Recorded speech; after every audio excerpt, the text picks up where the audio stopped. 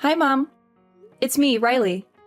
I apologize for not being able to come home for Christmas this year. I had to work overtime and there were no available flights.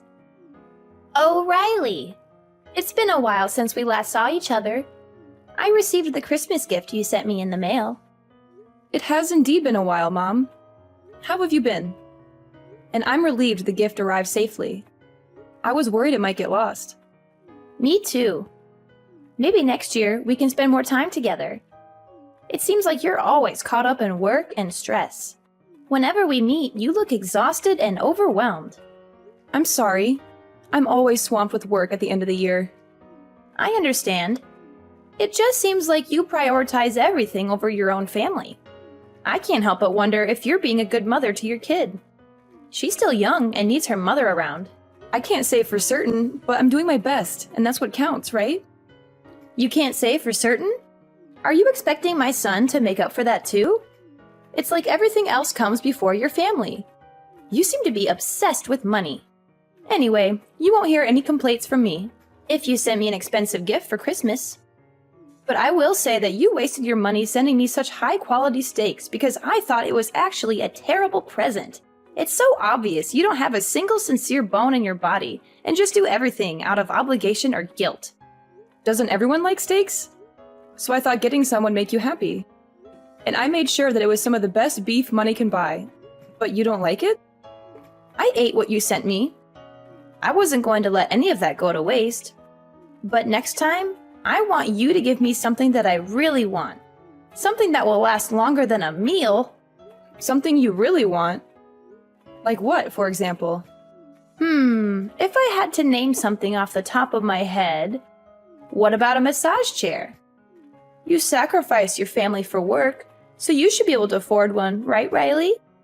I'm sure that I'm not asking for too much. I don't sacrifice my family for work. And a massage chair is not a Christmas present. That's way too expensive and extravagant to ask for.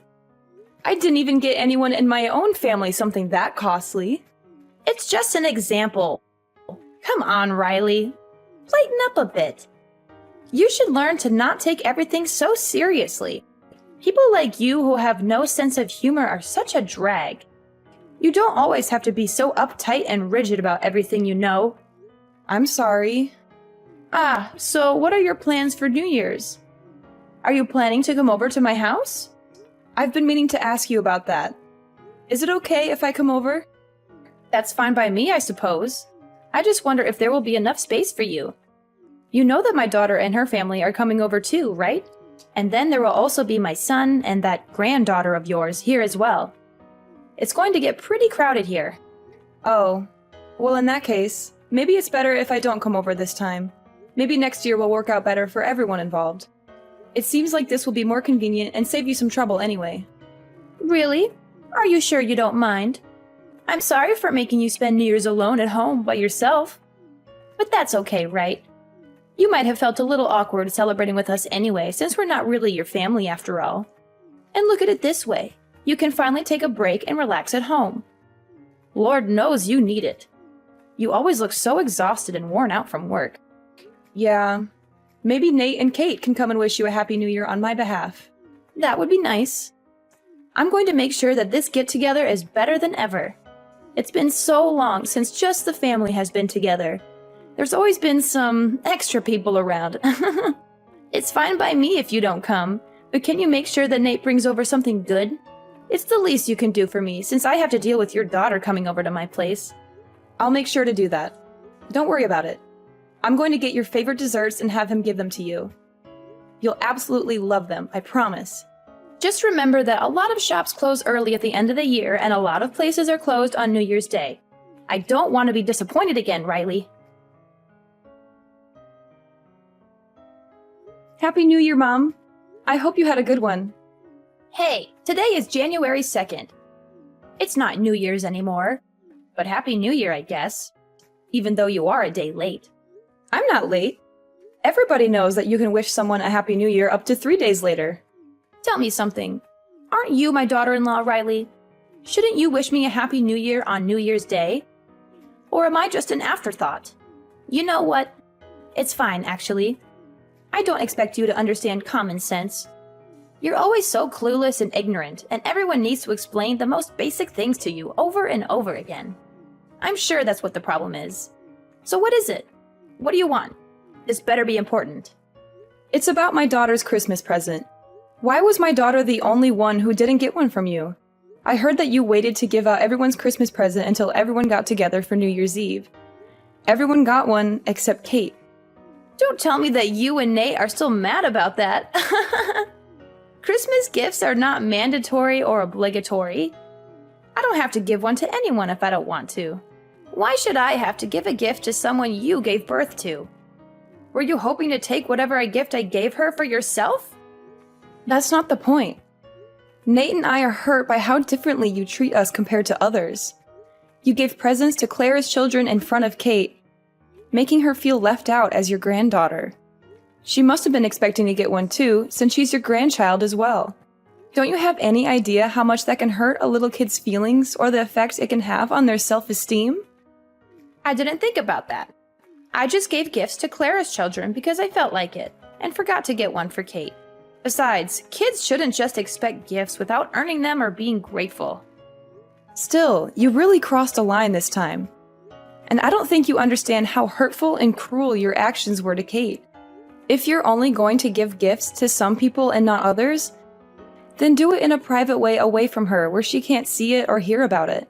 Or you could have given it to Clara beforehand so that she could have given it to them later when Kate wasn't around. Listen here, Riley. Why should I have to give a gift to someone who shares your blood? And now you're telling me you're shocked and outraged that I didn't give her one like it was something I had to do by law or something? It really is disgusting to hear how you talk about me.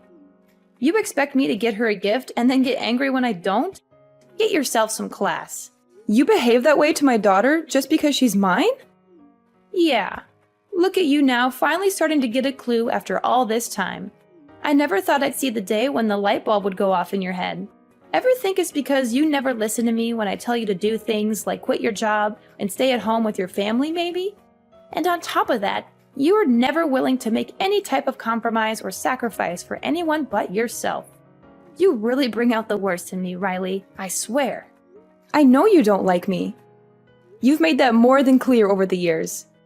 But please don't take it out on my daughter. She did nothing wrong to you or anyone else. Not to mention, she's Nate's daughter too, and he loves her very much. Can you try to not think about me when you look at her? Can you try to see her as an individual person and not as an extension of me? Even if she's my son's kid, she still has half of your dirty and tainted blood running through her veins. And when I look at her, I see more of you and her than I do of him. There's no way I'll ever like her or treat her well. On top of that, my other grandchildren are so much cuter and smarter than your daughter because they look like my daughter and take after her. If my other grandchildren are going to be anything like your daughter, then I don't want any more. Is that so? So you're still going to treat my daughter and Clara's children differently? Tell me, what's so wrong about that? Who I like and don't like is up to me and me alone. I'm allowed to make my own decisions, you know. I don't need you or anyone else to tell me what to do or how to feel. Yeah, you're right. All right, I have nothing else to say about this matter. Well, I'm surprised you finally get it. You and your daughter are so annoying and irritating. You two must really love to drive me up the wall with your antics and complaints. You know, when your daughter found out she wasn't getting a Christmas present from me, she kept whining and nagging to my son over and over again about how there wasn't anything for her under the tree. She made such a big fuss over it and threw a tantrum. Seriously, is she still a baby? She definitely gets her lack of brains and common sense from you. She just can't read the room or the situation at all. How could you say that? Oh no, did I offend you?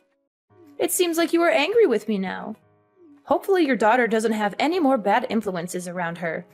You are really raising a monster. No, you didn't offend me. I'm just tired of arguing with you.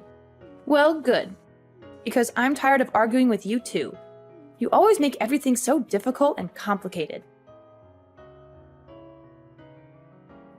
Hey Riley, I have something to ask you. What's the matter? You built your parents a two-family house, right? Yes, I did. Nate and I decided to do that for them as a gift. But I am much older than they are, and I will need to be cared for much sooner than they will. Shouldn't it be me who is living together with you two? Isn't that what a proper son and daughter-in-law would do for their mother-in-law? What are you buying your parents a two-family house for? Who's going to look after me when I get old and sick? Ah, you aren't getting it. We're only going to look after my parents. We don't have any plans to look after you or live with you. What, are you forgetting how old I am? I'm really going to need help getting around soon. I can't do everything by myself anymore. I need someone to take care of me and keep me company. No, I didn't forget. Nate agreed to let them live with us. He said he wanted to be close to my parents and make sure they are comfortable and happy. It doesn't matter if you're the only daughter. Didn't you marry into our family? That makes you my daughter too. Why are you going to push me aside just to look after your parents? Am I second place yet again?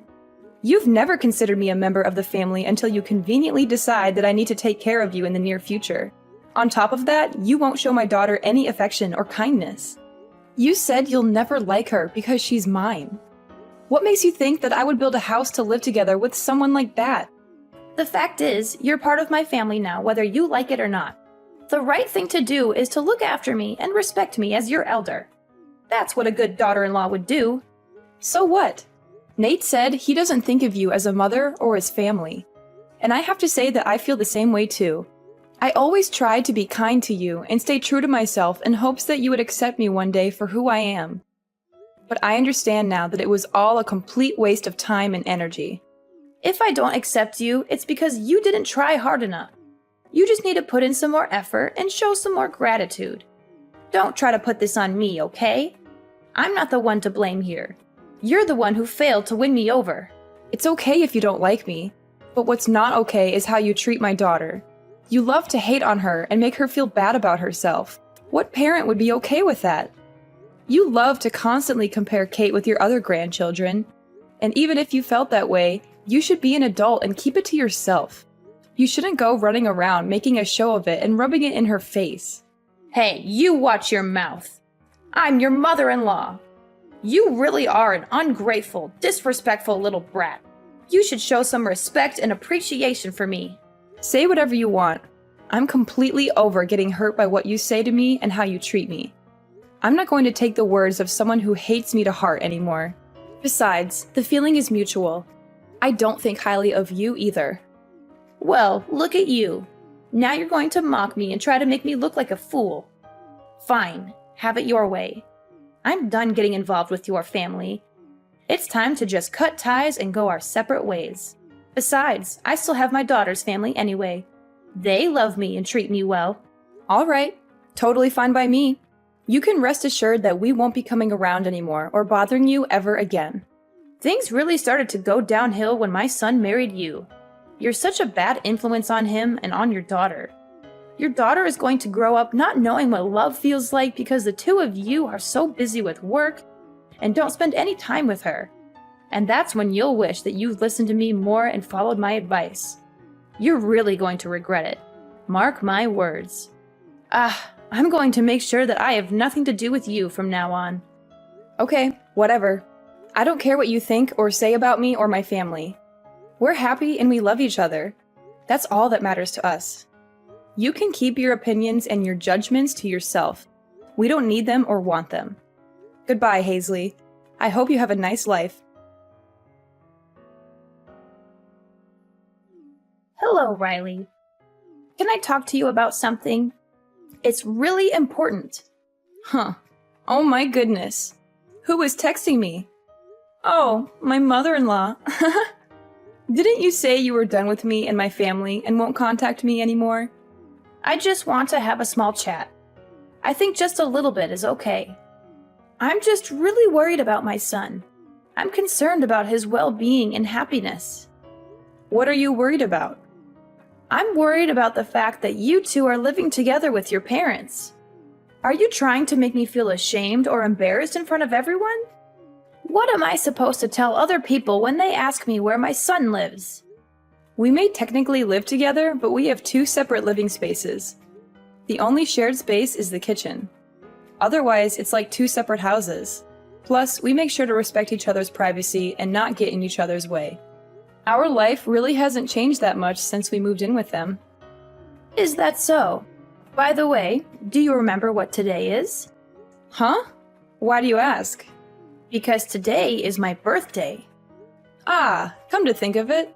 That's right, it is your birthday. That's it? That's all you have to say to me? Yes, that's all. You didn't send me anything. You didn't even call me or text me to wish me a happy birthday. That's right. I didn't send you anything or contact you because I don't want to have anything to do with you. And now all you're going to say is, that's right. I deserve a little more respect than that. You used to send me a present every year, so why not this year? What's so different this year? Are you seriously asking me that? Mom, do you have dementia or something? How are you not remembering what happened last month? What? How dare you insult me like that? I'm totally fine. My doctor said I'm in perfect health, actually. Why are you being so rude and disrespectful? What's gotten into you? Well, have you completely forgotten what went on between us last month? Don't you remember how you treated me and my daughter on Christmas? After all of that, why should I still have to send you a present or wish you a happy birthday? Because I'm your mother-in-law. It is what a good daughter-in-law would do. Do I have to teach you everything? Don't you know anything about manners and etiquette? But you said you were done with us and that you were going to keep your distance from us. And you also said we were no longer family and that we were dead to you. How do you not understand any of this? Is it that you don't understand English? Oh, come on. We both know that's not it. You're just trying to be rude and mean now. You guys need to respect me and honor me as your elder. No matter how many times I say I'm going to cut you out of my life, I am still your mother-in-law and Nate's mother after all. You have to forgive me and love me unconditionally. Weren't you taught to be kind and courteous to your elders in school? I'm not sure I believe in respecting someone just because of their age. If you want to be treated kindly, you need to become someone that I can respect. Now, if you'll excuse me, please don't contact me again or bother me ever again. Hold up. What did you guys do? My daughter didn't even come over to visit me. You had to have done something. We used to always celebrate my birthday together. There must be something bothering her and her husband. You should talk to her and find out what it is. And what could that possibly be? When I talked to her last week, she told me that you keep pestering her and pressuring her to live together with you. She said that every time she talks to you, all you do is nag her about moving in with you and leaving her husband behind. It's because I hold a special place in her heart, you know? She really loves me and cares about me. She has always put me first, no matter what. I am number one in her life. So wouldn't it be normal for us to live together? It's what a good daughter would do for her mother. And someone who loves their mother that much would naturally want to live with her and make her happy. It doesn't seem like your daughter and her husband want that. They want to have their own space and their own life, or they are tired of you interfering and meddling in their affairs. Something like that. How can you say such horrible things about me and my daughter? We have a very close and loving relationship. She would never get tired of me or want to get away from me. When you treated Kate and I horribly over the Christmas gift, they reached out afterwards to apologize about how you behaved.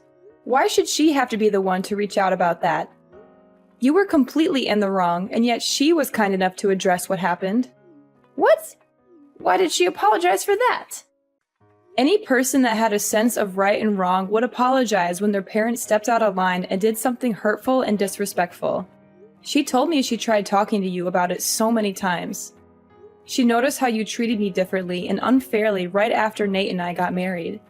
But she gave up since it seemed hopeless and you were never willing to acknowledge it or change it. But she's always made sure to apologize to me for whatever you did. I always thought it was a bit unfair for you to make her do that, honestly. I was only doing what I thought was best for you. Are you sure? To tell you the truth, it sure didn't seem that way. I think you did it because you wanted to hurt my feelings, not because you thought it was what was good for me. You never liked me and always looked for ways to get under my skin and make me feel bad. And now you've made my family and Clara's family give up everything for you this time. What did you give up? We gave up on being a family. I told you that I'm going to distance myself from you and cut off all contact with you. This means we're not family anymore. You completely destroyed that for us. Clara and her husband must have gotten so drained and exhausted from you trying to force them to live with you. Even they need a break and are trying to put up some boundaries between you and them. What? Who will look after me if my daughter and her husband don't live with me? I don't know. That's not my problem at all. But I can tell you that it won't be Nate and me. And don't expect us to change our mind on this matter. And why is that? I don't understand what exactly I did to deserve this. I'm all alone now that my husband is gone. What if something happens to me and there's no one there to help me? I could die, you know? And it could all be prevented if someone just lives with me. I've sacrificed everything for Nate and Claire to make sure they were raised right and grew up to be who they are today. And now they want to act like this? What is this? You guys need to appreciate me more. And I don't think anyone knows exactly how much I gave up for my children.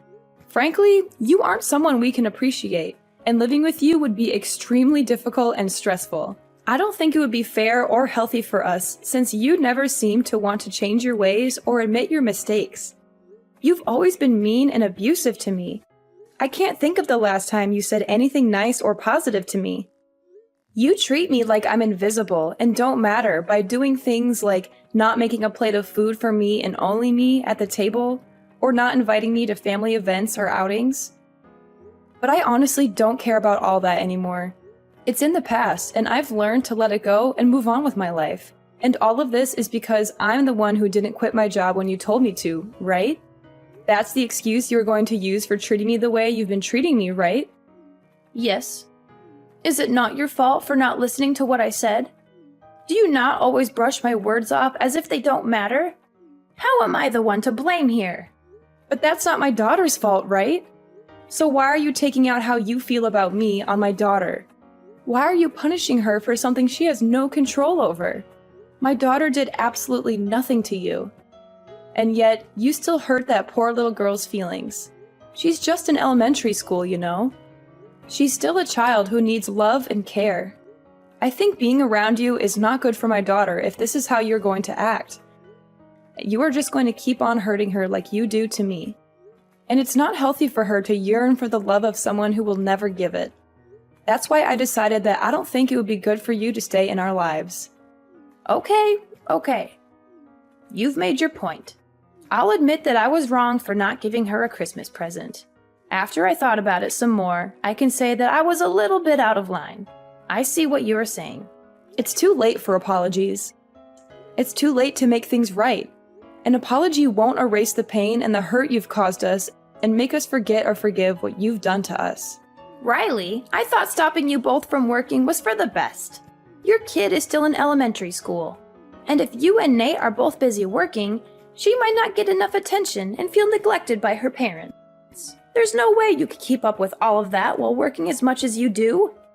For example, isn't it your job to take care of me? Yet you don't want to do that.